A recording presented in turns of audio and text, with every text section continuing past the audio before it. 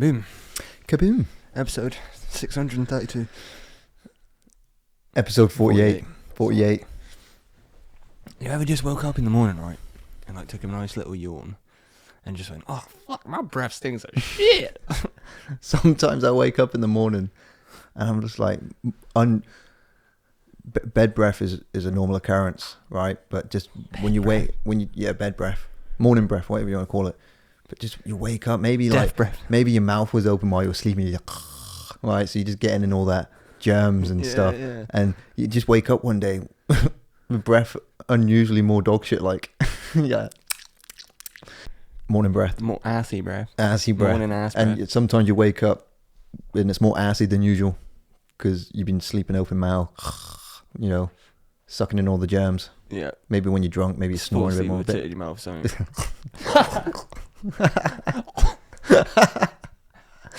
All right. And, oh, sorry, I fell asleep sucking on your tits. Where are my manners? How rude of me. How rude. Oh, I'm sorry. Were you here all night? Morning tit ass breath. Fuck it out. Morning ass breath. All right. So my routine is that I have to brush my teeth first thing in the morning before I can do anything, before I eat, before I talk to anyone, before I put any clothes on. You know what I mean? Not clothes, but you know what I mean? You know what I mean? It's just fucking dick flapping about. Sorry, Mum. Just brushing the teeth. I haven't brushed my teeth, Mum. I'm sorry. I'm a man of routine because I've been studying this all week. I'm on the spectrum, Asperger, autistic spectrum disorder, right? So there's this thing, the book I was reading, it makes a lot of references to what's known as and I've been making myself memorize this for days now, Diagnostic and Statistical Manual of Mental Disorders. That's a lot to memorize. Volume 5. That's why they shorten that shit down. DSM. Oh, is that what the book's called? Yeah. Right, okay. Diagnostics and Statistical Manual. So it's proper, like, goes deep on Asperger's. I can't even remember the initials of the book now, right? So the DSM fifth edition, I'll just shorten it down to that, right? The DSM 5th edition talks about all sorts of mental impairments. Okay. And so the 5th edition came out in 2013, and that is the one that kind of changed the wording of the actual Asperger's diagnosis itself, because you have what's called autism. So you have autistic spectrum disorder, ASD, and because it's a spectrum, it covers a lot of things, right? And the one that I have in particular in the 5th edition was reworded to autistic spectrum disorder level 1 without accompanying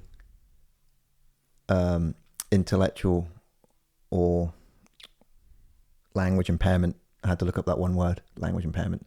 That's a lot to bear in mind. So it's just, and even in the book itself, it said, but don't worry about that. We just call it Asperger's. Fuck all that. I'm paraphrasing. It's what me and my dad refer to as wank talk. Wank talk. Wank talk involves any sort of bureaucratic nonsense or any sort of fancy wording applied when it doesn't need to be applied. Hairy fairy is more about new age spiritualism or kind of pseudoscience. Not putting anything down when it comes to spiritualism, because I like spiritualism. But anyway, so I'm talking about Asperger's, right? And I don't know why I waterboarded you with the whole technical terms of it. Maybe it just helps me remember it better. Waterboarded me with it. And I was reading about that all week. And that it was fascinating because it brought back a lot of memories.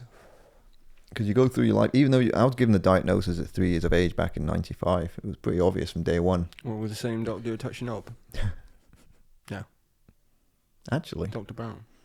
I actually found out his name wasn't Dr. Brown. Oh, yeah, what was it? I don't know. It was he Indian? No? Yeah. Indian, yeah. Yeah, he was Indian. Where did you get Dr. Brown? Did you have a doctor called Dr. Brown? Look, me and my mum quite in the last few years have kind of had like polite disagreements over names and locations and times, memories. Over like it's what called the Mandela effect. Mm-hmm. So this is an interesting one, right? Mandela effect. Before you explain it, how do you perceive it? What, the Mandela effect? Yeah. It's when you believe something from the past to be true, whether it be a pop culture thing or a brand name or an image, and you remember it being a certain way, but then other people disagree with you, and then you go to see it for yourself and you're like, holy shit. So there's classic examples. The first one was Nelson Mandela himself being dead. Well, there's a few of them. So I'm just giving the classic example where it derived from originally, which is there are millions of people who are convinced that they not only heard the news report of Nelson Mandela being dead, but that they even watched footage of the funeral. And that's where it comes from. I don't remember that much. It's just like... Well, that was back in the 80s. You wouldn't remember that. Yeah. But people who lived through the 80s, there are people out there. Another example is, does the Kit Kat have a hyphen? And in my head, I was like, yeah, it does. It doesn't. It never did have a hyphen. Does the Monopoly Man wear I can never pronounce this word, monocle? Monocle. Yeah. And you say... Does he? No. I always thought he did. No. You could, anyone watching right now, go on your phone, Google it, whatever, and put in Monopoly Man, and he will not be wearing a That's crazy. Monocle. Monocle. I always get mixed up with the word molecule. Molecule. Well, that actually leads into another thing, right? So I'm reading this book about Asperger's. I want to go back to the Mandela effect, so pull me back into that at any moment. But so I'm learning about the Asperger's thing, and there's another thing I have, which is called the initials are, or the acronym, whatever, is SPLD, which is Semantic Pragmatic Language Disorder, which means when I and people with Asperger's don't understand certain idioms or figure of speeches or certain tones of sarcasm, goes way over our heads.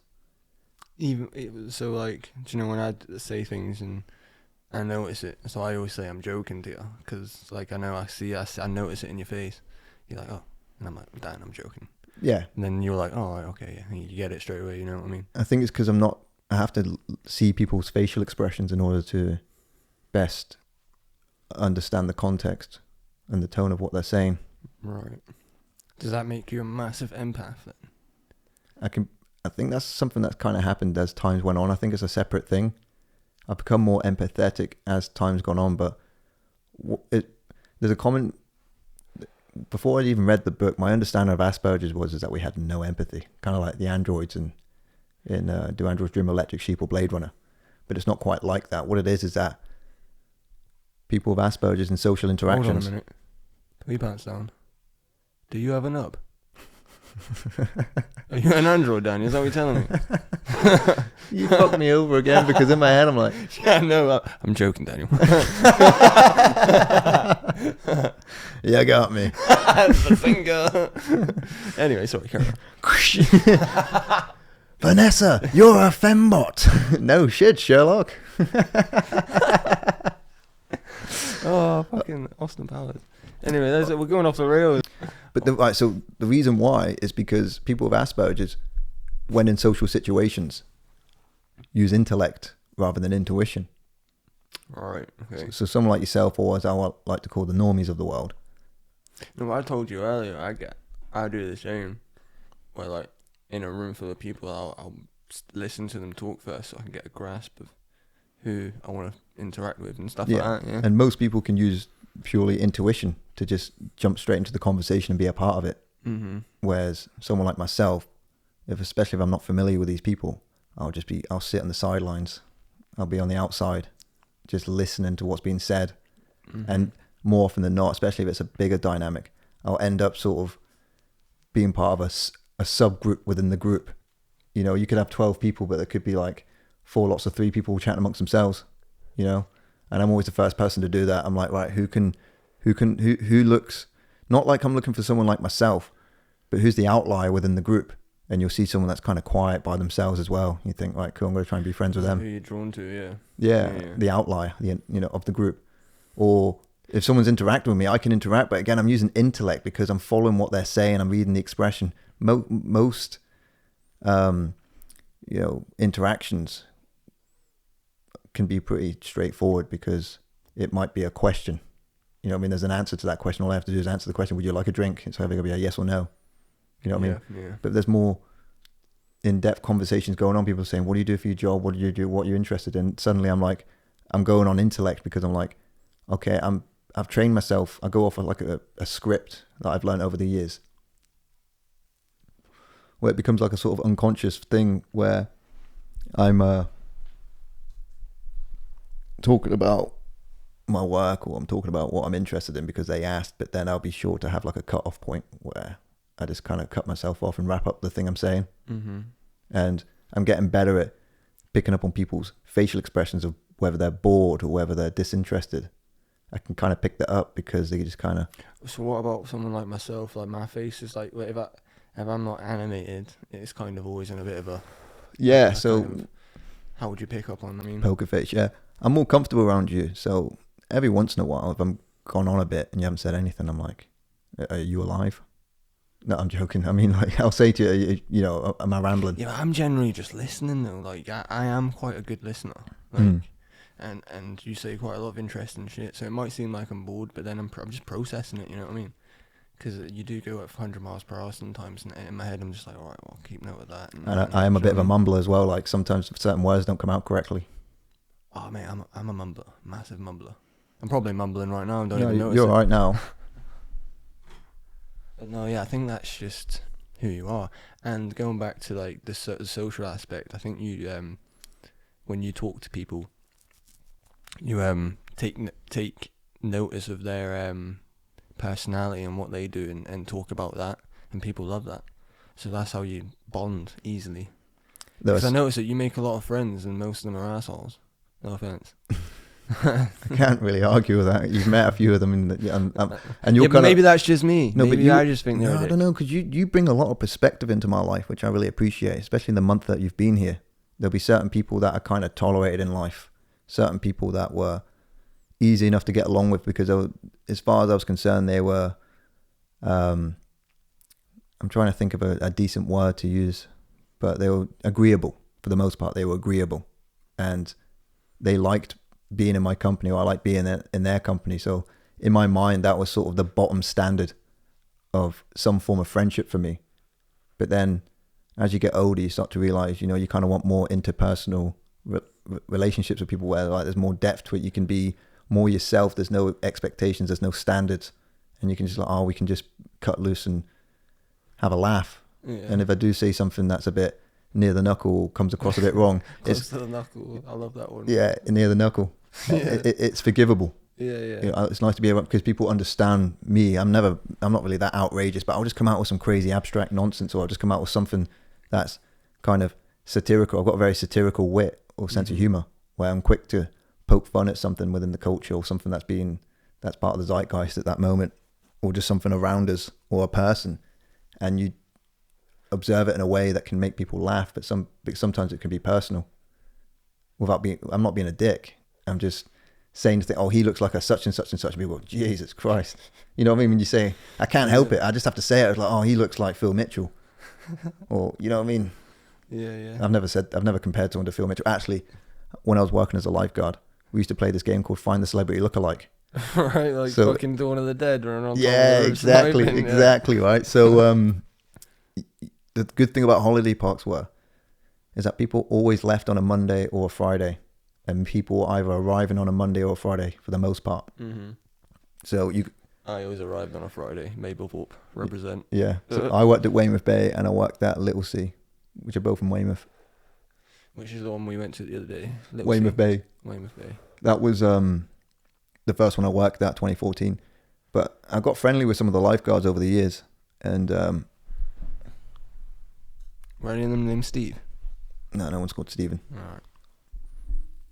I just like to make sure. Yeah. There's always a Steve somewhere in there. So we had this game where during summertime, peak time, we had a capacity of like 120 people in the pool. Mm-hmm. And sometimes it would get full. So in order to pass the time, you're doing 30 minutes on each each position of the rotation. Sometimes there'd be 5 rotations. That would take you 2.5 hours to complete. So that's 2.5 hours. There is fucking cushion. What's that? Okay, it's right up my arse, man. No, I was organised. I readjusted the pillow. You know what?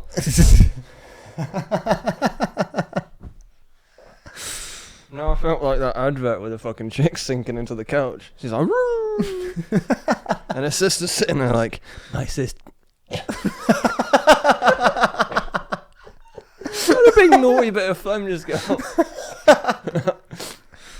I'll get power of editing, my friend. And then her sister's like, my sister just smoked a joint. Now look at her. And then the camera pans back, and it's just like a fucking bit of clay with two eyes and that. Like she's proper melted in the couch. I don't remember that. It's like an American advert. You have to look okay, through. okay. It's creepy. Like it would put you off marijuana if you're a fucking pussy, but anyway. Celebrity lookalikes in the pool, right? Yeah. 120 people full capacity, and you get friendly with some of the lifeguards, and I'll be like, oh, there's one time I did say Phil Mitchell, but that's not really a good one. You had to think outside the box. But my problem was, and I did get some people laughing a lot with some of the celebrity lookalikes, but most of the time, that's not bad. Unless it's a proper like, you look like Mel B from Bo Select Up kind of. Yeah. That's quite insulting. You know what I mean? Because that's not a celebrity. Oh my god! So actually, yeah, right. Have you actually got? She didn't look like her, but she sounded like her. So she did the Aqua Gold sessions at the leisure centre I was working at, right? And she was like 75. Backstroke, you bastard! No, I can. The Mozzie's back. The Mozzie's back. Right, like when it's not in view, it's alright. When I can see it, that's when it pisses me off. She was in her 70s. This woman. Right. And she had like I can't say her name. I can't say her name, right? But she had like curly granny blue rinse hair, strong features. She had like the pre-baby boomer features about her. You could tell she'd fucking cleaned some minds in her time. You know what I mean? She was one of those. Got stuck right in. She had this deep, gruff voice. It sounded like Bo Selector doing Mel B. So she did these Aqua Gold sessions and all that. And they were miserable cunts, these women. Yeah. All in their 80s. You know what I mean? They're just like proper conservative. I don't want to be mean, you know what I mean? Some of them were nice, but they loved me. Because be mean. This is the save room, motherfucker. Nah, don't be mean. Don't be mean for no reason. You know? Nah, these were. You know what I mean? They're all women. They were just your typical. I wouldn't say Karens. It was like Karens, but from the 1930s. Yeah. Karens of the 1930s. All right. You know what I mean? World War II Karens. World War II. That's World War One. World War II is 39, 45. So they were sort of. Right, they were beginning. They were probably children during this time. Right. So they're like World War II Karens. Yeah. I don't know what you call them. Fucking Patricias. Patricias. Is that a 30s name, Patricia? Well, you think about the life. Marjorie. That's definitely a 30s name. All right, so the Marjories of the world. Oh, fucking really high, bro. That's fine. And just saying. So these women loved me because I was really good at the 1,000-yard stare. So it was like a pool that was about 1.2 meters. And what? The pool was 1.2 meters. No, the 1,000-yard stare thing. 1,000-yard stare is an expression for people, especially people that were suffered PTSD. I know, but I'm trying to like comprehend how you have a good one. What do you mean? All right, so I'm watching the pool because the pool's not deep. Oh, so like just. This isn't the holiday park, by the way. I'm moving on to the next place I worked out. Right, I'm doing it. Is this it? Yeah, that's kind of it, really, but in a more sort of preoccupied way. Right. I had a kind of preoccupied sternness about me. So technically, you just get rid of your peripherals and just. Because you're laser focused. So I developed laser. When you work. Sorry, Carl. When you work as a lifeguard long enough, you begin to build what's called or develop what's called a lifeguard's instinct, right? And one of those instincts was, and I got really good at this because I did this job for a good few years. I could stare at the pool and think about my writing, or I could think about projects that I wanted to do because, going back to the Asperger's, your mind runs on a loop. Mm-hmm. You get obsessed with ideas. Some passions, some ideas have like, a sort of expiry date. So I might be obsessed with something for about 4 weeks and move on to the next subject. Or there are certain things that become all consuming in my life, like writing, like parkour, like learning French. They took up a big chunk of my life, and my mind runs on a loop because it's like, that's what I'm into. Mm-hmm. And one of them was fapping about. Sorry. So I could be lifeguarding, and for that 30 minutes while those old ladies, those Marjories, are doing their aqua class in shallow water, like 1.2 meters, where they're not going to drown, mm-hmm. And unless they have a heart attack. Could happen. It didn't happen with me, but it could. Triple vaxxed, it will happen. Controversial. Anyway, so no, I don't mind. Fucking save a minute. fucking savor him, bro. Say what you want. Get your dick out if you like. Take off your bra if you like. So I got this 1,000-yard stare thinking about my book, my mind, my autistic brain running on a loop. And I had to figure out some fucking plot holes sometimes, lifeguarding that pool. And the women loved me because I had the 1,000-yard stare, and because they're 70, 80 years of age, they can't see further than 4 feet. So they're just seeing me as a blur. So as far as they're concerned, I'm actually really being attentive watching the pool. Mm-hmm. But really, you don't give a fuck. I give a fuck. I got the lifeguard's instinct, right? And one of the instincts is, no, the instinct is what's known for a concept known as the ladder of death. Oh, so they're like the ladder of death is visceral, isn't it? Yeah. When someone drowns, you have to still be looking at them to. Yeah, but they're in my peripheral. Right. So when the ladder of death occurs in my peripheral sight, even though like I've got the 1,000-yard stare and I'm thinking about my book or I'm thinking about something I'm into at that time, I'll fucking snap out of it because I see the ladder of death. Right, it brings me out of it because that's something that you develop over a few years of lifeguarding, and I'm sure you get the equivalent of it when you're in the military. Like, I'd love to talk to my dad about this, but what was the army equivalent? Because he was in the Scots Guards, right? What is the equivalent of that with lifeguarding? You don't. It's the ladder of. That's a good question to ask him when we have him on. Yeah, because they're in their bricks. This is what it was called in Ireland. There was 4 of them just walking in their bricks, and they've got to be constantly alert at any given moment because a fucking nail bomb could go off in a car or something would happen, right? But at the same time, your mind goes into that sort of trance. What's the instinct? What's the ladder of death equivalent for a soldier? I'd have to ask him. I'd have to ask someone because I'm curious to know. But that's what we call it in lifeguarding, the ladder of death. And you'd be smart about it, watching a pool full of a bunch of 80-year-olds in shallow water do their little aqua class is low risk compared to a bunch of 2-year-olds having their first swim lesson. Yeah.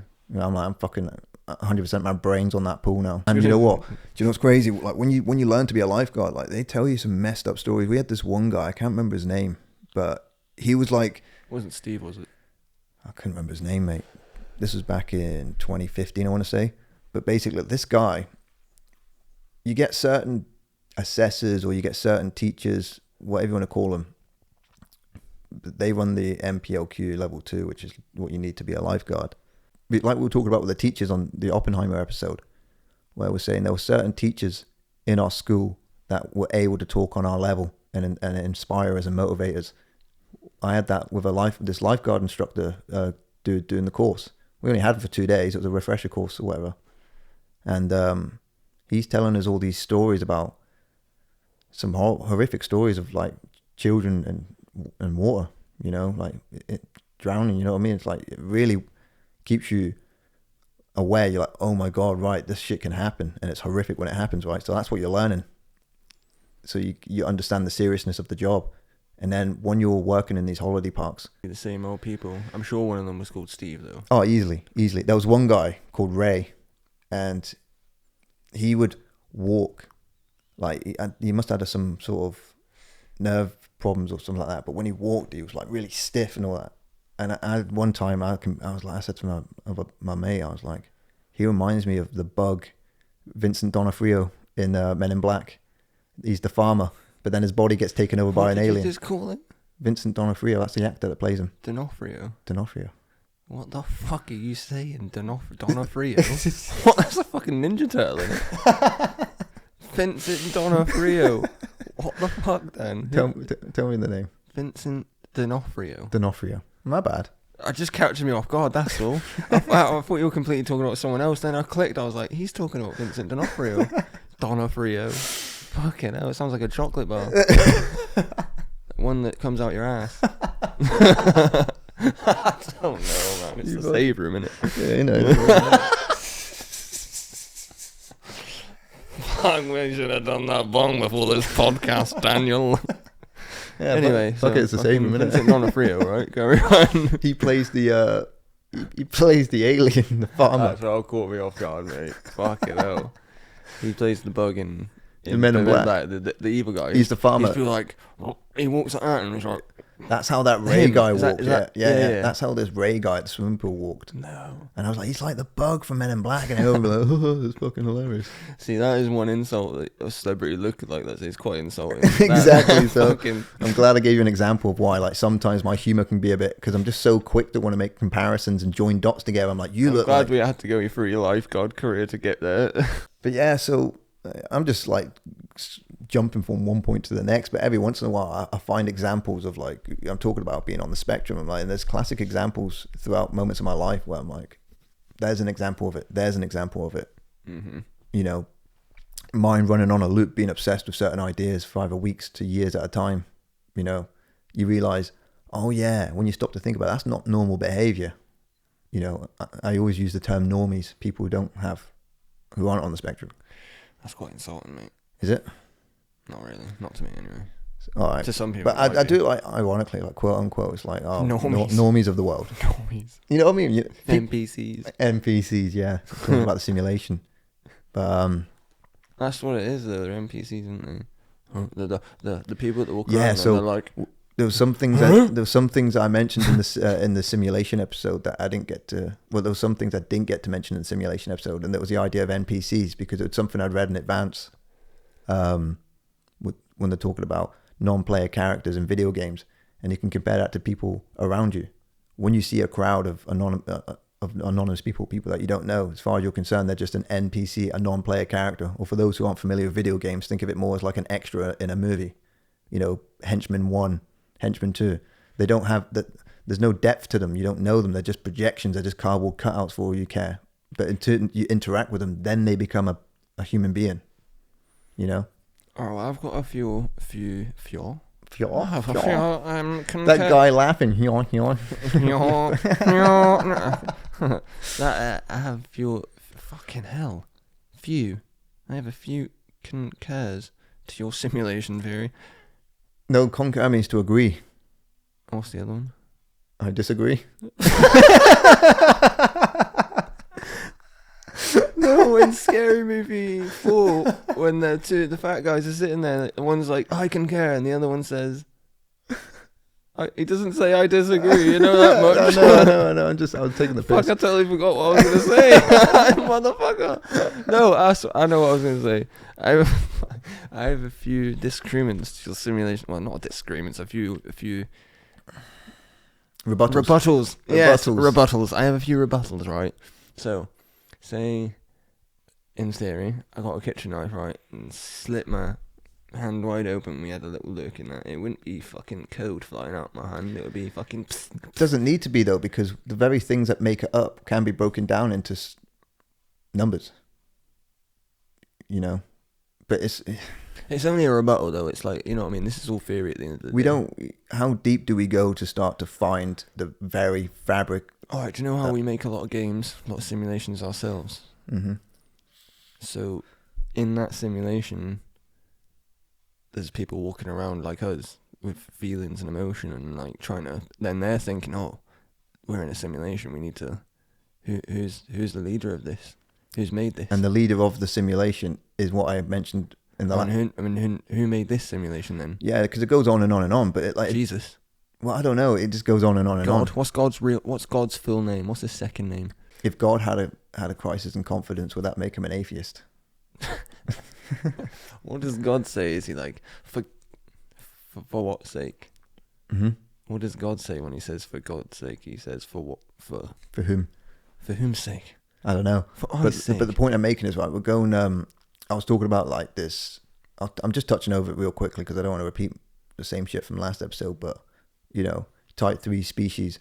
Maybe it's us, a future version of us, and we're trying to do what's called an ancestor simulation, where this sounds really fucking hairy-fairy, but it's so cool when you're just playing with these ideas, when you read things in literature and it inspires certain ideas within you that haven't really fully formed, and you can start joining the dots together. That's what my brain's like. And I'm like, well, maybe if this ancestor simulation is a thing, then that means that there's a future version of us trying to understand our origins. So we're creating this ancestor simulation. People are like, but it would be mind-boggling, the amount of technology required to make this possible. But I'm thinking, but you have to think outside the box, because you think about, you know, going back to those Marjories in the swimming pool, they were young children maybe 10 years of age when World War II ended, right?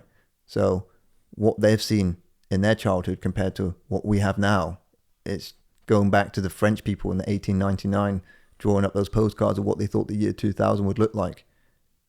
And it's like,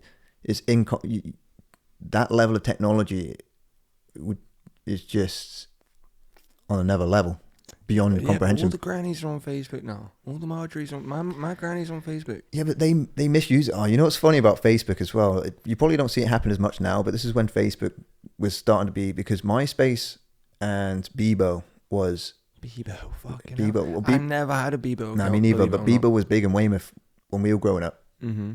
It went before I'd moved here. So it's Bebo down here, and then MySpace where we were in Northamptonshire. And this is Dorset, isn't it? Dorset, yeah. Southwest. But that was sort of a safe haven for adolescents, because really it was only the adolescents that were using it. My older sister didn't have MySpace. My mum didn't have MySpace. My dad didn't have MySpace. It was just for us, right? But then Facebook comes along and becomes more popular, and everybody's on Facebook, right? I tried. Did you try to stay on MySpace for a bit? I tried, but then the bulletin board was just empty, and I'd be like, well, I'm speaking to no one here. I tapped out early 2009. My original MySpace, fucking Facebook, was created on 2009, but my new one's 2017. Yeah, mine's 20. Because I went for a phase, mom, of just deleting everyone. I thought, I don't know you, but now I don't care who I know. I just add and accept. I remember those periods where you just go fucking rogue, and then I'd hear from you again like 6 months later. Yeah, man. Most of the time it was because I was on my arse and I was just like sofa surfing, so I didn't have time. I'd be like updating my social media, like looking at my fucking my Rustler's burger. You know what I mean? I don't post food on that anyway, but like, you know what I mean? I didn't have time for that shit. I was trying to sort my life out. You know what I mean? And when you're starting to sort your life out, you don't tend to. The rest of the world don't matter, innit? This has taken me back to the whole naivety of social media, right? Especially in the beginning of it. The Marjories of the world, who first went on Facebook when it became the cool thing in like 2009, 2010, right? Mm-hmm. And you see how some of these people, for young people like us, 17, 18 years of age, we very quickly pick up Facebook and figured out within about a week how it functions. Less than a week, a couple of days, and you're like, this is how Facebook works. This is how we navigate it on a Remember those moments where you would struggle though? You'd be like, what the fuck you would struggle. am I doing? Yeah, because what's this about? What am I doing? And the status issues would write would be like, I am doing this. Do you know what I mean? But you know what made me laugh, right, is that these Marjories would come along and they would like put in their status, "Hi Kelly, it's Marjorie, how are you?" Yeah, not even like tagging them or anything, just into the ether. Yeah. Yeah, hoping they'd see it. They wouldn't even have them as a friend. Yeah. They'd just be like, "You're right, John. Just posted the Christmas card through your door. Hope you get this well. Safe kisses." And the X and there's an O's and safe kisses. I don't know, man. I was thinking on the spot. Safe kisses. Safe. Well, what you'd want a safe kiss, wouldn't you? I just want safe kisses. I don't All want kisses should be safe. I don't want angry kisses or dangerous kisses. Do you want a dangerous kiss? You know what I mean? What's a dangerous kiss? I don't know, mate. Fucking punch in the face, then ow. Ooh. I don't know. I'm just freeballing. It's a saver minute. It's a saver minute. Oh, we should have a counter for every time that we say that. But the naivety of it, and people especially, and people do this to this very day. I've noticed it because I came back on Facebook in March because I don't use it, and just seeing, I feel kind of sorry for people. I try to be sympathetic to certain people, but they just put it out there for who, and I feel sorry for the people that really put their time into a rant, okay, and they edit it and they proofread it and they go over it again and again. Right, it takes about an hour because proofreading, an hour can go like that when you're editing something with writing, but to waste that time on a Facebook status, and then you might get fucking 20 likes, 25 likes, you might even go a little bit viral for the day, and it gets like 300 shares, and it's like, but then the next day it just vanishes.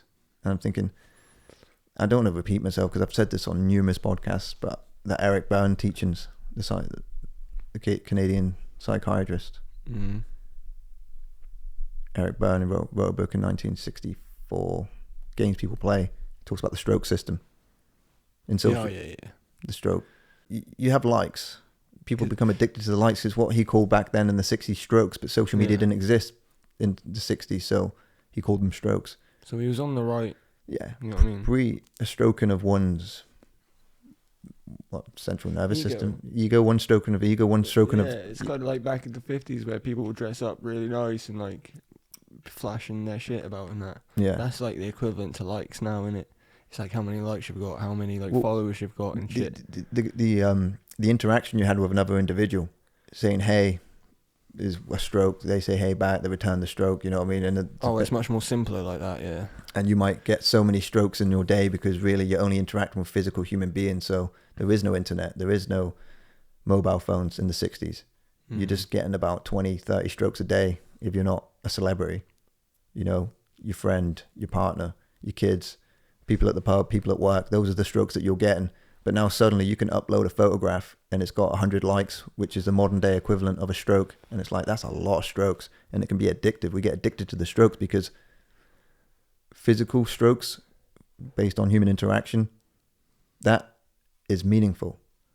But the diluted version of that is a like or share or comment. It's a very shallow version of a stroke, you know? Here's a question. Does it bother you if you post something and it doesn't get no interaction? Like, nothing to do with the podcast, like that's totally irrelevant, but just like a general status. Like you think of something, you put it out, you think it's going to be funny or... I don't post statuses.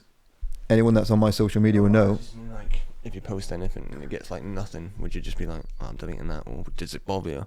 There was a time when it used to bother me because when I was working at New Look in 2016, I was so miserable in that job that I was hitting the bong like 3 times a night, you know, but it was a shot, it wasn't a bong, it was tobacco and weed. And I was doing 3 of those a night and it would just send you into outer space because that tobacco and the marijuana mixed together directly, man, fuck. And you got the lungs for that though. I got the lungs for that, but it was a horrible way to live because my job left me so creatively bankrupt that I ended up just hitting the bong every night. Bankrupt? Emotionally bankrupt. Oh, No, I was making good money with that job, but never be a slave to a salary. That's the bottom line. Yeah. And I was a slave to a salary, but I had to experience that servitude, that kind of intense level of servitude where it's absolute misery. And you think, fucking how do people do this for 20 years? I did it for 9 months, saved up enough cash to go live in Bordeaux and write my first book. So fuck it, worked out for me. And it was all part of the journey. But the point I'm trying to make about this, oh fuck, I've gone off topic, haven't I? No. What was I saying? Was it? It's to do with the stroke system. I asked you a question about likes. Does it bother you? You knew. Yeah, so because I was hitting the bong so much. Thanks for bringing me back there. Thank you. It's all right. Just threw out that anchor. Yeah. Hold on to this. Just save a minute. Yeah, save him. Ding. And it's about ding, ding, ding, ding. I think we said it about 5 times now. Yeah, no. I'll put things on. I was on Facebook back then. I'll put things on. Did you work with anyone new that could Steve? Yes. You did? The fucking manager's manager was called Steve and he was an arsehole. What's that? How high up's that? Fucking hell. Why is Steve's always high up? It's always a high up Steve, isn't it? He got canned in the end or he left. I don't know what happened. He was an arsehole. Canned? Fucking hell. That's like a Donald Trump expression when getting fired, isn't it? No, getting canned. You're fired. So Sit down. So I'm putting all these. So I'll go on Facebook and I'd put up statuses, I'd put up things or whatever, like one-liners or jokes or little anecdotes or pictures of things. And you know, this is Zelda, this is Majora's Mask. Can't wait to play this and get high. Blah blah blah. You know what I mean? Just real lame things. And I haven't, even though I'm back on Facebook, I don't do that anymore. It'll be this podcast is coming out. This is a clip. This is a clip. This is a clip. And the other one, on occasion, I don't do it as much as I used to when it first came out. But the book. Yeah. I only did it recently because it was an ad. Yeah. So you go back a year, my Facebook that's all it is. It's just plastered with the podcast shit. Like it's just my Facebook is literally just an advertisement for for this now. Yeah. Like, I post clips and funny stuff and that. I try and interact with people, but like that's about it. Like, yeah, I don't really give a fuck about Facebook. People's lives, I care about people's lives, but I don't care about Facebook. You know what I mean? There was one little thing I forgot to add about when you asked the question about like deleting things or how do I feel about a certain number of likes. Back then, because the reason why I even brought up doing the shotties is because the shotties would give me such paranoia that I'd post something and then immediately delete it or archive it. Mate, I remember liking some of your stuff, and then 10 minutes later it'd be gone. I'd be like, Yeah, oh, that was fun. because the shotties were just But making me maybe so. I would only find it funny. Is that what you? No, because I was such a shite bag back then.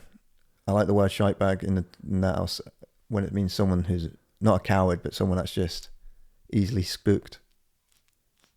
Like get scared easily. Because that's what the weed would do to me. It would make me really introspective, and to a certain degree, I'd be retrospective, because I'd be thinking back to things that happened 5 years ago, 6 years ago. I'd end up being in this sort of like little bubble of reality where I was experiencing this high, in my own head.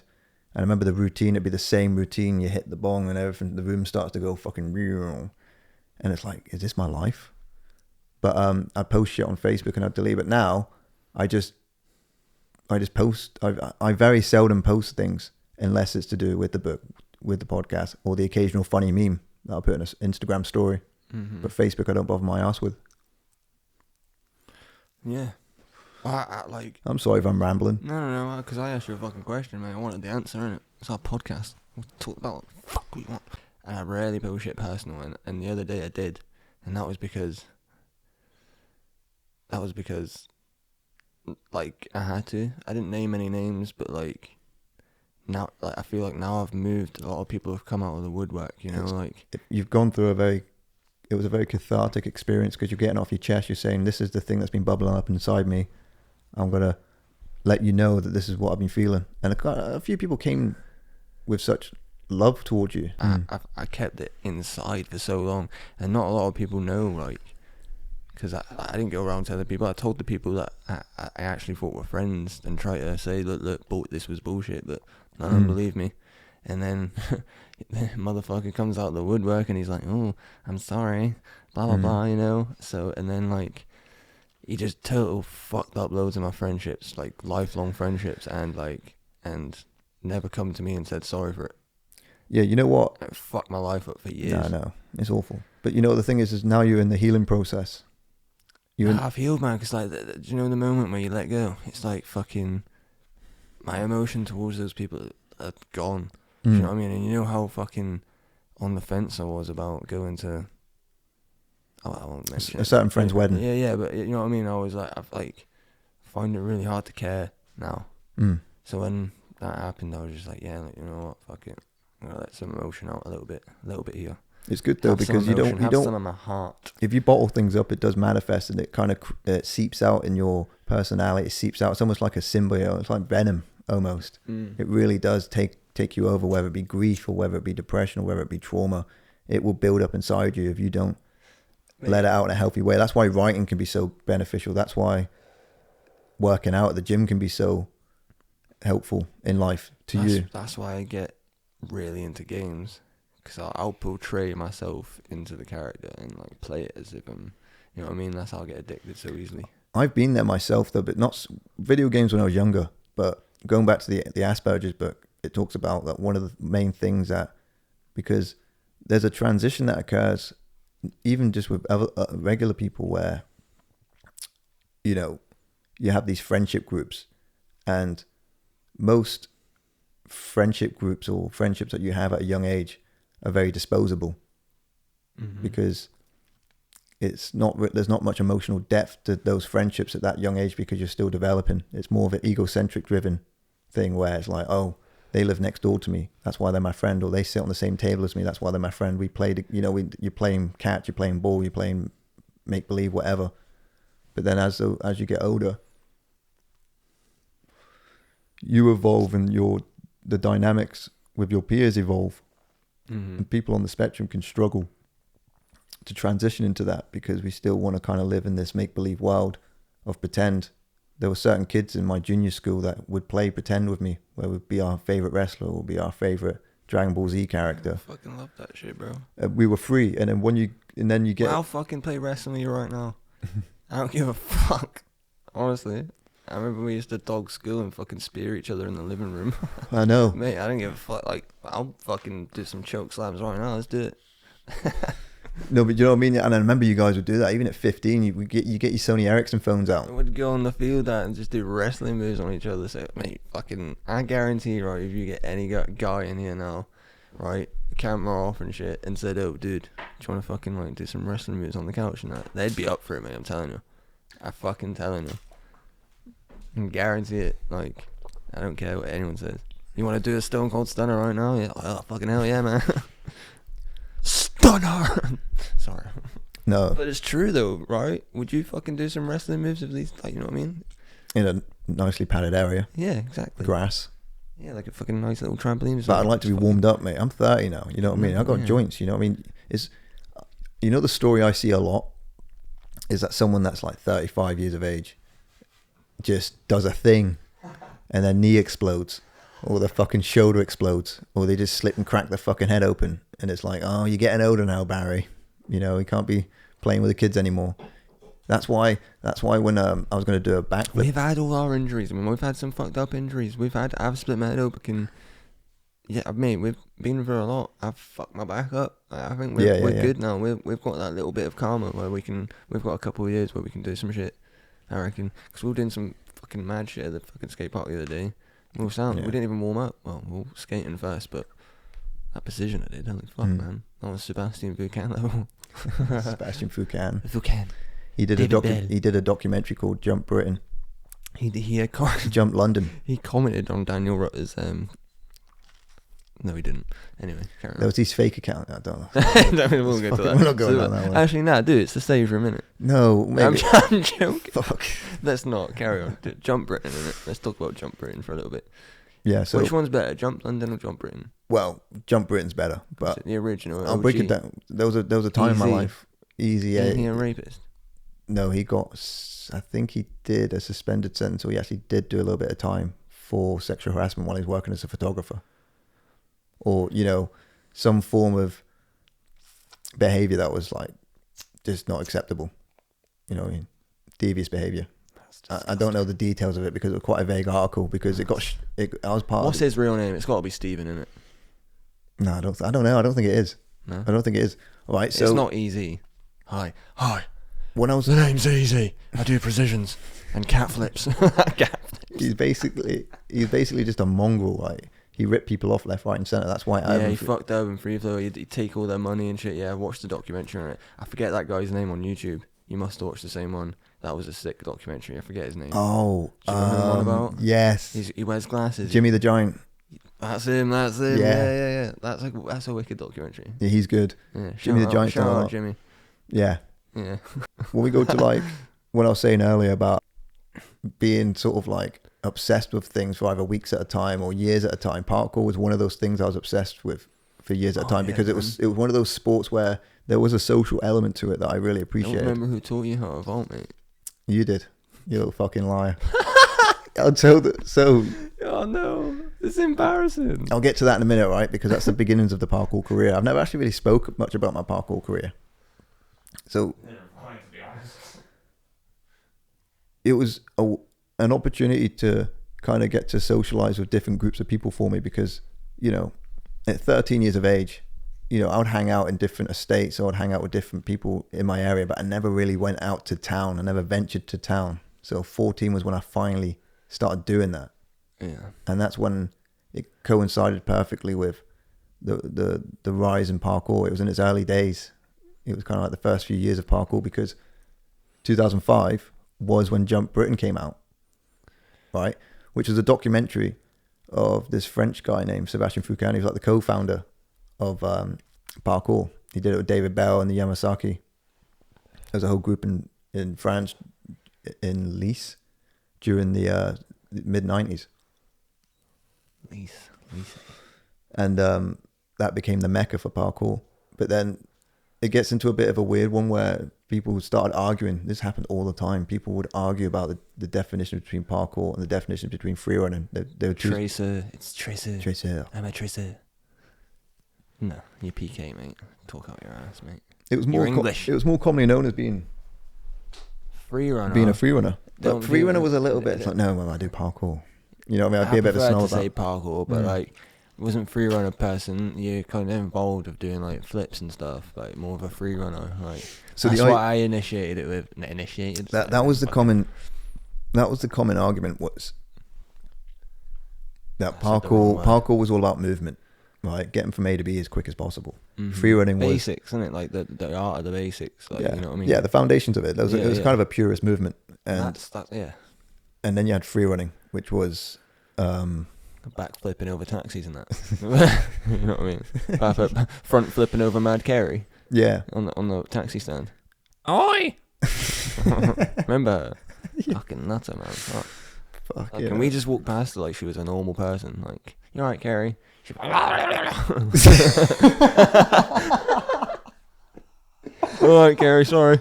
Here's 50p. I got a story about Carrie. Go on. I'm 15, right? And I'm walking with Andrew Tulloch, and I think it's his girlfriend. Her name's Steve? No, her name was Jade. And we're walking, right? It might have not been her, but anyway, so Andrew Tulloch's there. She had some big titties. She did. She did have some big titties. That's not a bad thing. Good thing. Well, save her a minute.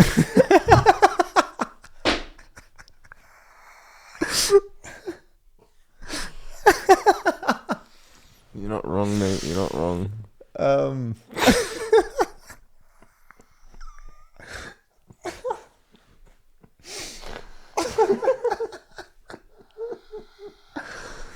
Oh man.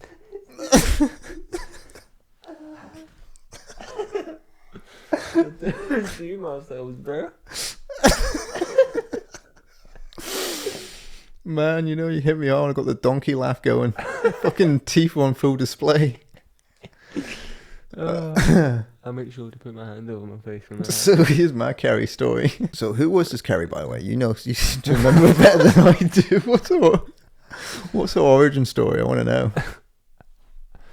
She just some homeless lady. No, I don't know her that well. She just some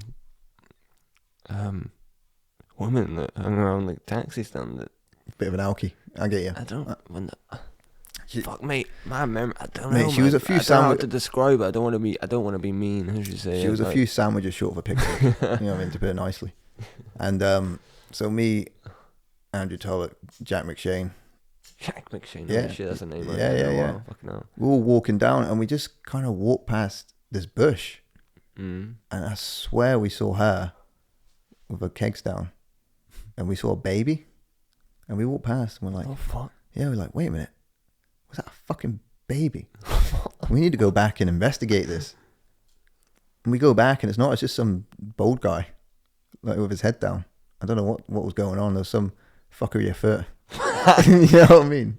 There was some fuckery afoot. Some fuckery afoot there, man. But that's between them. You know what I mean? That's between two grown-ups. Whatever they're doing in the bushes. That was Steve and Carrie getting it down, man. What's so funny? Just funny. Just reliving that memory. Oh, and then we ran out, and then the bold guy just turned around and said, "It's all right, lads, just me." But so that was that Carrie story. I don't know if that's any good or not for you, but we ran away once we realised it wasn't a baby. And so she was getting. And then she walked afterwards, and she put her arms out, and she just started going off like a crow. Oh man, fucking. And we're just like, one time, right? Me and Tulloch are walking into town. She fucked you in the ass. And she just, she pegged me. No, she one time we're just walking into town, me and Tulloch, and then she just starts walking up to us, just started screaming at us, and we just started screaming back at her, and nothing happened. We just went our separate ways, shouting at each other. Me, Tulloch, and that's what it was like back in the day. And then we just walked away, and we like the shit just happened around us. Yeah, like it all happened around. Like none of it really affected us until a later age. But there's that mosquito, the little bastard. I can see it. I put the shades on. That motherfucker, I can see it.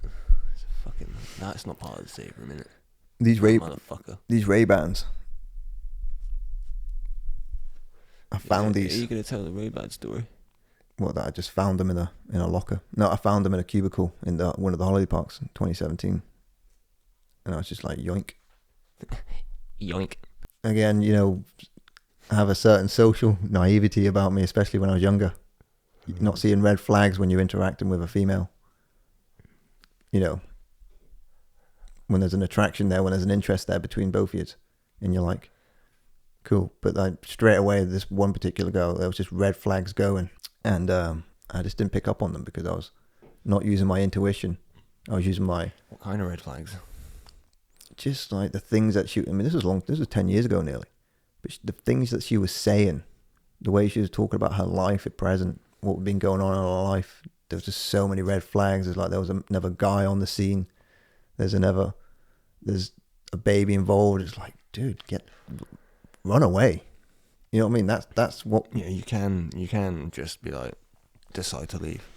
Yeah, exactly. You can just be like, I'm off. As I've gotten older, I've gotten better. I mean, I've been in a good relationship for the last 2.5 years, so it's not something I've had to think about. But there are moments when you're meeting someone that there are red flags, and you don't follow that. People follow their intuition and they get the fuck out of there. Some people get a bit blinded by the lust. Some people follow their intuition. Yeah, following your dick. Does that make sense? Yeah, which I did when I was younger, and it wasn't always great, because you have those couple of years though, innit? You're allowed, I'm sure. Like, you know what I mean? There's like a gap year. Well, yeah, like the female and male can just slay. You know what I mean? That's like unwritten book of the road. Mm-hmm. You know what I mean? Where no one talks about it. But you have those like 2 years where it's just fucking condomless, like just barebacking chicks. And they're doing the same, like equal rights and all that shit. You know what I mean? I know what you're saying. Yeah, you know what I mean? You have those years. Whether you're 18 to 20, 22 to 50 to 55, I don't know. Whatever tickles your fancy, Yeah. I'm just saying. Where were we going with this? Well, this particular girl, right? Yeah, all right. I'm not making any derogatory comments against her, but... No, it won't be mean. I finally got... Just say for a minute. When I finally got... there came a moment when I was at hers, and as I walked in, there was a big Jamaican flag up on the kitchen. And I was like, the ex-partner's still around. Red flag. Get the fuck out of there, because if you... Strike one. Luckily, nothing happened, right? It was all good, but you know what I mean? That was a red flag. And the next thing you know, there comes that point of no return where it's like, right, nothing's happened. I'm going to bail or I'm going to make a move. And I should have bailed and said, right, cool, nice catching up with you. Nothing's happened. There's been no exchange. You get out of there scot-free, cool. You caught up with an old friend, right? But instead you go for the other route. You make a move. And then it becomes so awkward because it's like... Or did you make the move? Yeah, a little bit. Yeah. Like what cup in the ass? It's just getting a little. I think it's like when you're in the hug, when you're hugging, it's when the hug happens. It's like the goodbye hug. It's like that's the point of no return. Is the goodbye hug, and it's like, what? I'm gonna split. Goodbye hug. Then you feel like a little bit of grinding happens, and you're like, oh. No, not grinding, but just an energy. Just little tit, little tit flops. Oh, sorry, let me tuck that back in. Titties coming out everywhere.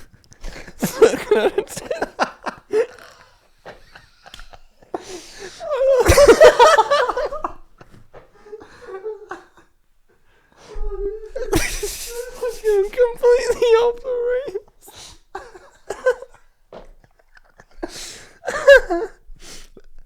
Oh, Jesus Christ. What are you gonna do? Ding to the Pineapple Express calendar. Fucking brutal, bro.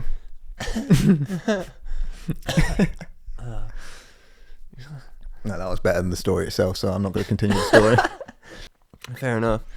But it just basically ended on a very sour note where it was just kind of like there was regret from both parties. By the end of it, you're thinking, she wish she hadn't done that, and I wish I hadn't done that, and now it's just fucking awkward.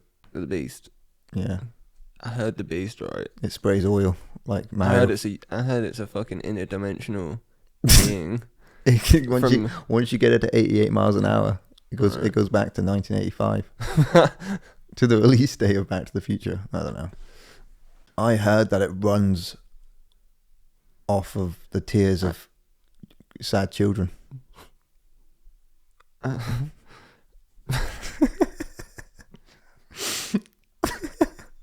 I heard that the Beast is not actually its real name. It's actually Steve. Steve Buscemi. By the way, I wanted to bring up something when we're talking about Vincent D'Onofrio. Vincent Doff. Help me.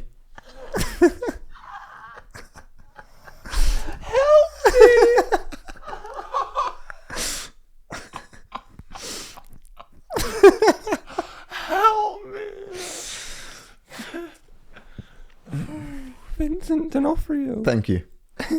Help He was in a film called Full Metal Jacket. I want to bring that up. Help me, fucking hell, Jesus. No, but like help me, like not like. No, but the way you said it, you went, help me. My arms are sausages. Mummy. Someone call my mummy. Yeah, mummy or ambulance. See, when the ambulance turns up and like Jay throws the wheel, he's like, fuck. It's Anyway. like, it's an ambulance, Jay. That's what they want you to think. Yeah. Oh, fucking hell, man. But yeah, so Full Metal Jacket. It's almost like it's two films in one. Oh, the first half's fucking like them training and that, isn't it? Well, not for the first half. What do they call it? Boot camp Mm. training. They go to that place. If I remember, They go to a military base. I can't remember. Vincent D'Onofrio the one that gets shot in the head? No, it's the one who shoots himself. Yeah. Right, so let me just make the I distinction haven't here. watched it for a while, but Full Metal Jacket, first half of the film, they're going through boot camp. You've got Private Pile, played by Vincent right, yeah. D'Onofrio. There you go. There we go, cool. And he, Maybe you're pronouncing it right. I just hear everyone on YouTube saying D'Onofrio from all the fucking Marvel videos I've been watching. All the nerds are like Vincent D'Onofrio. That's where I get it from. Maybe you're saying it right. I don't fucking know, man. no, I struggle with a lot of words. Like in the last episode, I couldn't say philosophy. Philosopher. There you go. You know me, I couldn't do that. Yeah. Yuri Gagarin. No, you just came in with that one. That was. Remember that time they they sent off the rocket without anyone in it by accident? No. No, I do. Maybe you're having a bit of Oh, Mandela effect there, mate. so you're saying there was a spaceship Mm-hmm. that was launched and they forgot to put the astronaut in it? Yeah, you not had the footage of the audio of the Fuck, man. I tried so hard to hold it, mate. I fucking couldn't. Fuck. Tried so hard. That never actually happened. I was making it up. Fucking carry on. No, I thought you were. I got my intellect, not my intuition on that one. Vincent D'Onofrio. He plays Private Pile in Full Metal Jacket. Right. The actor put on weight for the role. Is he the one that gets fucking shouted at all the time? He just I haven't watched it in years, so you could tell from multiple viewings of the film that Private Pile is someone who has some form of learning difficulties. It's not really specified, but you get that impression. Mm-hmm. My dad explained it where when he joined the Scots Guards at 20 years of age, he'd been living in hostels in London for like the last few years, and he lived in York before that. So, you know what I mean? He was very good at going from place to place. He was very adaptable by this point. He'd done it at a very young age because he left home at such a young age. So he'd built that adaptability on the streets. So the army for him was, in a way, luxury for him, because that's at that time he had so much energy. That's what he put it into for those years. And he said himself that when he got through the boot camp, he got through the training, but there were people who got dropped off by their mummy and daddy. Mummy and daddy. With the briefcase and all that, all backed up and all that. They lasted 3 days or a week, you know what I mean? As the weeks progressed in his training, his basic training, people would start dropping off left, right and centre, because some people just didn't make the cut. And that's who Private Pile is.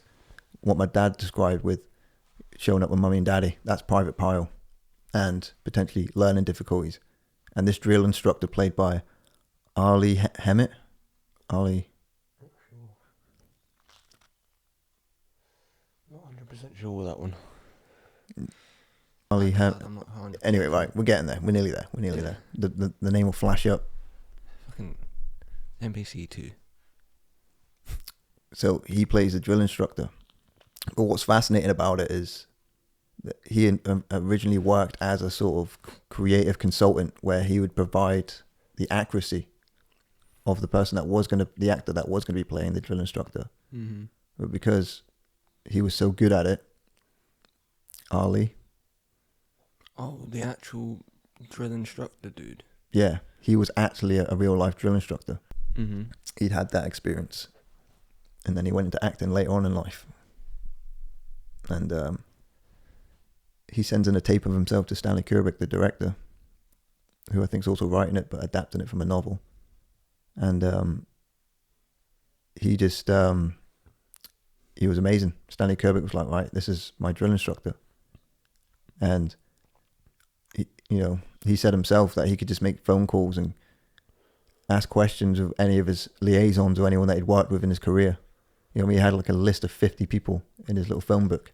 Yeah. You can go through every single one of them to check up on anything because he was the consultant. But then he just ended up writing, the cat's Jaffa's there.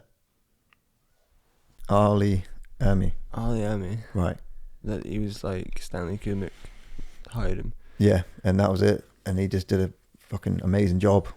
Because Stanley Kubrick is infamous for being difficult to work with.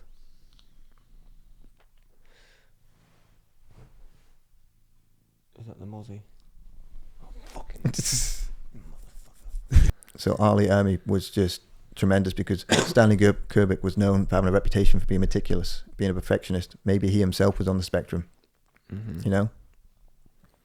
Constantly obsessed with, and you could say it was excessive, but you could say that was part of his genius, But man, there's got to be some madness to the. But him and the drill instructor, they got on so well, and they got through the scenes well, and they worked good as a team.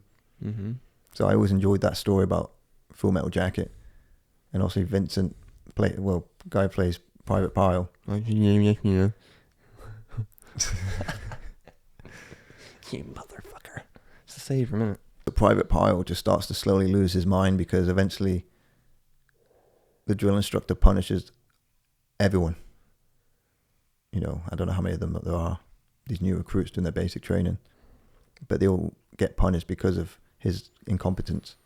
So one day they just hold him down, and they've got like these, I don't know if it's like socks or sponges, like wrapped up in a sock. It's like whacking just him, pelting him with it. And he's got the gag in his mouth, so no one can hear him scream because they're doing it at night time. And it's like, fucking hell, and that just slowly brainwashes him. But then you have another character, Private Joker. I don't know who he's played by, but he's one of the main protagonists of the story. And he kind of helps, he gets promoted, and then he kind of helps Private Pyle come along. But towards the end of their basic training, his brain's frazzled. And he's just there in the bathroom. The music that's playing in the background is just beautiful. And he's just got this is my rifle.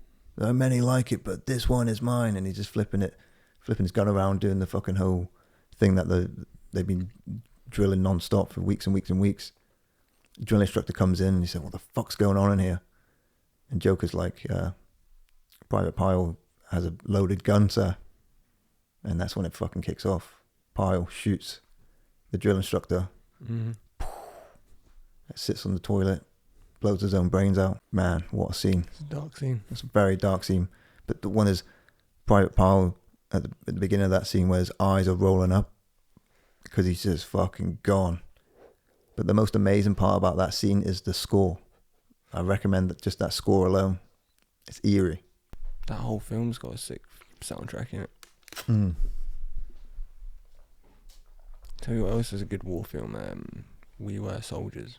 With Mel Gibson. Yeah. I've heard good things about that. It's fucking great. I watched them when I was younger, and if a film's good when you're younger, it sticks with you, and it's a great film. I watched it for a while, but I remember it being a great film. My problem was when I was younger is that I'd watch a film to death. It would lull me to sleep. I did that, mate, as well. I watched Dawn of the Dead to death. I can watch it now, but I watched it to death. I fucking loved it. So you watch it every night, you know what I mean? Like, I fucking want to watch it every day. repeat it, watch the special features, and go back to the film. Do you know what? I got into a weird habit, right? We mentioned earlier about me working at New Look and me being kind of heavy, regular user of the weed. And, heavy toker. Well, hitting the shotties. Yeah, man. Smoking the numbers. Yeah. It was a coping mechanism for me. Yeah. You know what I mean? I think it is for some as well. Some people go on holidays, some people just fucking cry. Smoke a couple of numbers. I just did my numbers every night. Yeah. Few chuffs. Until I broke out of it. But few chuffs with Steve and that. Oh man, it's got lost again. You hypnotise me. Fucking sucking on titties. No, I just did that for dramatic effect. He actually says, no, I actually just did that for effect. Yeah, I know. We added the dramatic bit in. Mandela effect. Oh, maybe we just made it better. Oh no, Jaffa, what you doing, mate? He's on my notes. That's outrageous. Nah, mate, what you doing? That's outrageous, mate. I'll get through the habit of getting really fucking high back in that 2016 period of my life where I wouldn't watch movies. I would watch movies, but like a fucking lonely saddle that I was at the time, I would YouTube the scene and read the comments on the scene. That's how fucking lonely I got. That's sad, innit? Because I didn't want to hang out with these people after work. I wasn't part of that little fucking circle. I was the outsider of the group. Did you have your hand on your penis while you were doing it as well? Or just to hold it like for its warmth. Well, you know, sometimes you got to check for lumps. You know. This cat's fucking every year, right? Show, man. Every year I get a new click, right? Do you find that every year you get a new thing that clicks in your body? Well, my shoulder clicked the other day. Actually, I was like, "Well, that's never happened before. What the fuck?" Yeah, I get arthritis, man. So when I turned 28, a new click. I'm 29 years old. There's another click. I'm like, oh wow! Every year there's a new click. And when I was 24, I found out that when I checked for lumps, my thumb would click. I was like, no lumps. Oh, eased up my thumb there. Yeah, I used to love clicking, but I hate it now. I don't know why I can't. It makes me cringe. I'm addicted to it. I used to be like... There's these old wife tales like, oh, it leads to arthritis. It's like, that was the bullshit we were indoctrinated with. It just releases nitrogen. It's nothing between your joints. That's all it's doing. Because when you use a certain area, like I find that when I'm doing legs at the gym, for the next few days after that, my hips pop. It feels nice. Like my leg, I'll open up my leg and it just go, oh, I just did it now. You know what I mean? Because I did fucking disgusting. I did leg day a few days ago. If I don't do leg day for like a week or so, it doesn't pop. That's fucking... I don't think that's normal. It's not. I don't think you should do that. Well, I can't help it, can I? I don't want to move up. You know what I mean? Yeah, but you can. Just don't do that again. Well, not in front of me anyway, please. That's that. Oh, okay. And then they passed out. My bad. No, I'm just that. Honestly, I feel woozy now. Oh, my bad. Well, take a little breather. Take your bra off. Oh, Miss Man. Maybe I should brush his past. We all got our secrets, Cindy. We all have our secrets, Cindy. Oh, Miss Man. Oh, Miss Man. You people got like bum fluff and that. It's Just like a fucking chisel Greek look. Yeah. With little pure fucking hench, man. Wearing a skirt as well. It's like, it's ridiculous. It's It just opens up her legs like. It's like Finney's dick as well. I just love that line. We all got our secrets, Cindy. It's like the crossover as well. Do you know what my favourite line in all of the scary movies? Line. What? It's the way you try to hide the burp bit where you said line. You went, "Then my favourite line is some scary movie." My bad. My favourite line in any of the scary movies is Scary Movie 3 when it's doing Signs. Right. And it's going back to the flashback that was originally in the Mel Gibson film Signs, where it's the flashback of his wife dying, right, getting hit by the truck hits his wife. Right, I haven't even seen Signs, so I couldn't fucking tell you the character's name. It's a guy that Mel Gibson plays. Charlie Sheen does the parody version of him in Scary Movie 3. Yeah, and they do the exact same flashback, but in the original movies, M. Night Shyamalan just being comforted in a blanket because he was the one that hit the girl. He's been comforted by the paramedics. In the Scary Movie 3 version, it's the exact same shot, same clothing, everything. Obviously different actor. It's not M. Night Shyamalan doing a cameo. it's just another guy, and he just looks up and goes, "Tom, I'll need a ride home." He's him who killed his wife as well. Yeah. He's like, Tom, I need a ride home. That's the only bit they added to that scene. They replicated it perfectly, beat for beat in that flashback, doing, right? Like the sausage thing in there, that's not. But no. But like, I'm on about just that, like, but just that one scene. Yeah. It's the exact same scene as they done in Signs, except for that one line. Yeah. And I love it. Do you know what makes me laugh the most in Scary Movie 3? When like he's thinking back to it, and all he can hear is the music faintly playing in the background. You know, the little tune that plays in his head when he thinks about it. What's the little tune? It's like. Yeah, it's like a circus tune, isn't it? Yeah, it's like he snaps out of it. I always crack me up for some reason. Or when that guy goes flying out a window, he just goes and straight back up. When he hears his daughter crying, he just fucking hits his head on a lamp. Yeah, he's like ding, and then he goes to go up again. He's like, oh damn, it's another one. And he's peeing, and then he just leans back, screaming. He just keeps moving his head back. And he's like, wow. Oh man, because so the first 2 Scary Movies were directed by the Wayans brothers, right? But 3 and 4 had David Zucker, which is I can't remember the other guys' names. I think there's 3 of them. There's a trio of comedy writers who done Airplane. I think they had something to do with Naked Gun, maybe. But they did Scary Movie 3 and 4 as well. I'm sure they did Naked Gun as well. That's their comedy. Well, Airplane 100%. Was one of the funniest spoofs of its time, because here's the origin. Here's the story about this, right? So I don't know the date specifically, but it was in the early to mid 70s, might even be in the late 70s, right? It was in the 70s. One of the worst aviation incidents happened with the most fatalities, like just the worst thing to happen in aviation history, right? There was a lot of fog going on. I might be getting this a bit messed up, but I'll give you the gist of it. One of the planes landed in Gibraltar, was taken off from Gibraltar, had to land. It was a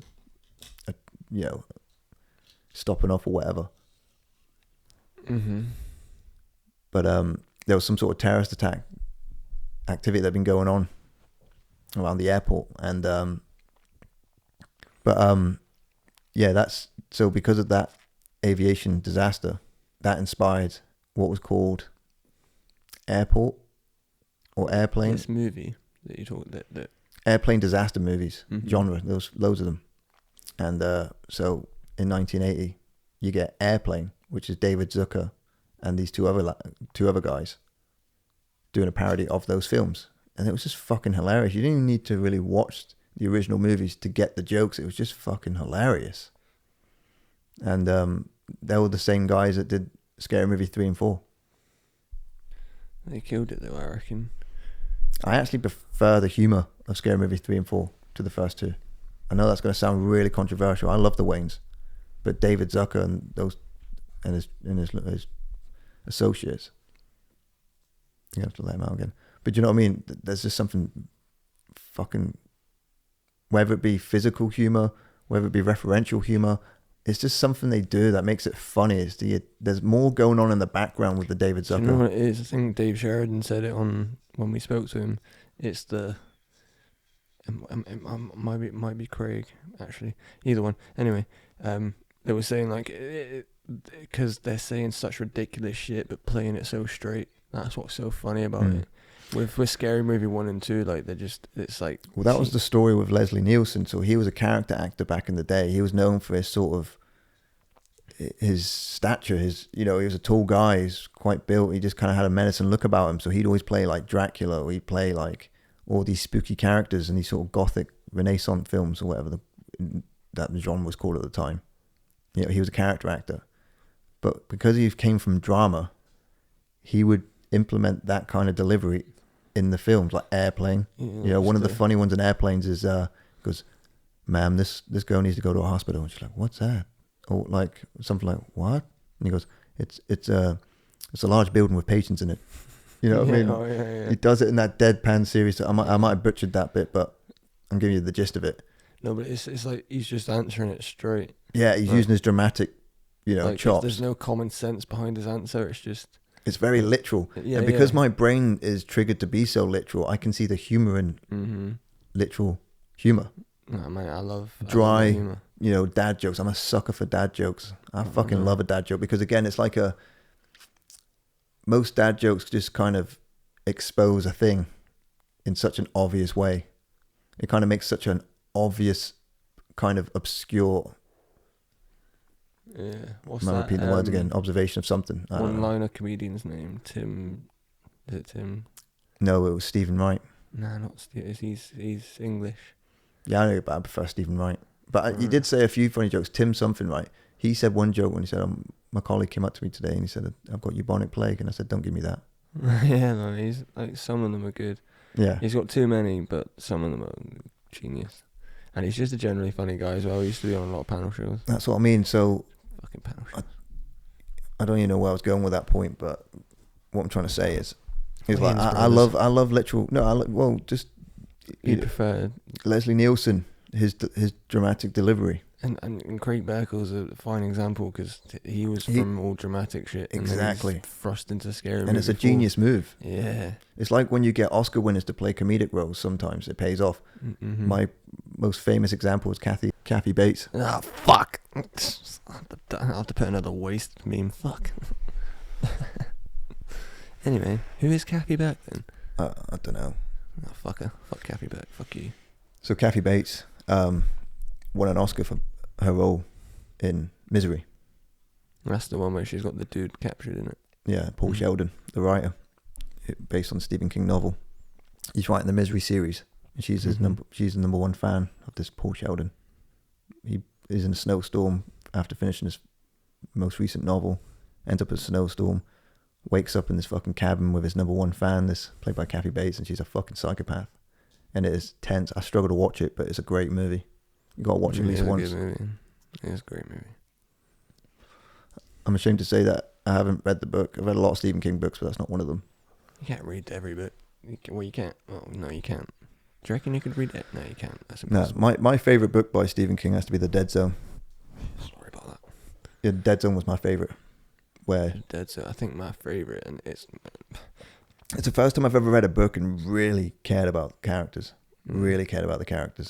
Mine's Dreamcatcher. I don't know why. He wrote that. That was the first book he published after his accident, because the guy was going for I his don't think he particularly likes it himself, but for some reason, I like it. He was on a lot of medication at the time, pain medication.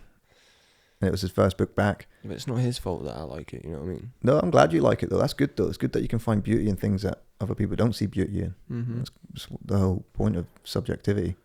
I'll give you this shit. Yeah. You can give it again if you want. Sure thing, bro. Thank you. No problem. Thanks again. That's all I needed. But yeah, So Kathy Bates won an Oscar, quite rightly, for this fucking amazing portrayal she did of this crazy woman. Psychopath, yeah. And but then 8 years later, she's Bobby Boucher's mother in Waterboy, and she fucking kills it. Yeah, man. You know, I love that line when Vicky Valancourt comes to visit and have dinner with Bobby and Bobby's mama, and she don't like it. And she's trying to say shit to put Vicky off, and he goes, well, did you know that he wears pajamas with the character of Deputy Dog? Vicky Valancourt was like, I find Deputy Dog to be very, very sexy. And then Mama says, do you know that his feet stink so much that he has to wear 2 pairs of socks to bed or something like that? And he goes, I'll just wear 2, you know what I mean? He's like, well, I don't like men with stinky feet. And then finally Mama goes, tell you about his little bedtime problem. Bobby's like, Mama, please, no, I'm begging you. Fucking throws a thumb over her shoulder. You just see a fucking bed sheet on the line with the biggest piss stain you've ever seen. That's a sheet over there. And even in that scene, you see Vicky Valancourt go a bit like, what the fuck? And then Bobby Boucher's like, if you excuse me now, ladies, I'm going to go hang myself. Oh man, 90s Adam Sandler. Mate, that movie, that one scene fucking kills me. It fucking kills me. And going back to my little weird year that I had when I was 24, getting high and watching shit on YouTube, like not even watching whole movies, just watching scenes of movies. I was like, let's watch the scene, because I became so precious about my time at that point. You ever done the reaction? Like, instead of watching a full series, you'd watch reactions. Oh, well, that's okay. Is that a rabbit hole? It's not a rabbit hole. It's like kind of like not a guilty admission, but it feels like a nerdy thing to do, where you like. It feels dirty, doesn't it? It's not even that it's dirty. Like it is. It's filthy. Should we wrap it up? Cool.